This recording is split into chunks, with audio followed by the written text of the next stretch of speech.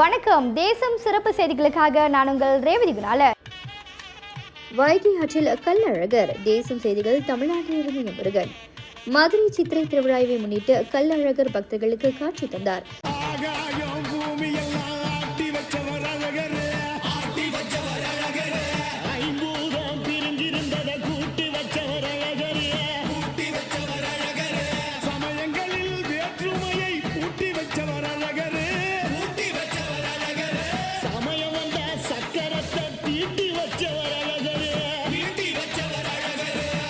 இந்த சித்திரை திருவிழாவை முன்னிட்டு காலையிலிருந்து சிறப்பு பூஜை செய்யப்பட்ட கல்லழகர் கம்பீரமாக குதிரையில் வலம் வந்த பக்தர்களுக்கு காட்சி அளித்தார்.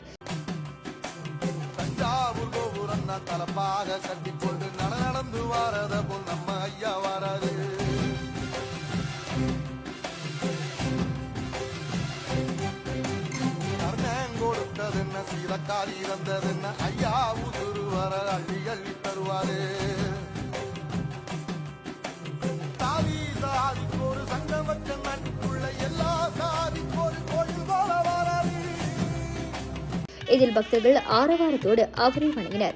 இந்நிகழ்வில் லட்சக்கணக்கான பக்தர்கள் கலந்து கொண்டு கல்லழகரை தரிசனம் செய்தனர் என்பது குறிப்பிடத்தக்கது. இத்துடன் இன்றைய செய்திகள் நிறைவடைகின்றன. மேலும் பல ஆன்மீக செய்திகளை தெரிந்து கொள்ள தேசம் டிவி மலேசியா யூடியூப், டிக்டாக் மற்றும் இதர சமூக வலைதளங்களை பின்தொடருங்கள். உங்களிடமிருந்து விடைபெறுவது நான் உங்கள் ரேவதி குணாலன். மக்களோடு தேசம், தேசத்தோடு மக்கள். நன்றி, வணக்கம். ஒரு வீட்டுக்கு ஒரு பட்டதாரி எனும் நிலை போய் ஒரு வீட்டுக்கு பல மருத்துவர்களை உருவாக்கும் நடவடிக்கையில் இறங்கியுள்ளது எய்ம்ஸ் பல்கலைக்கழகம்.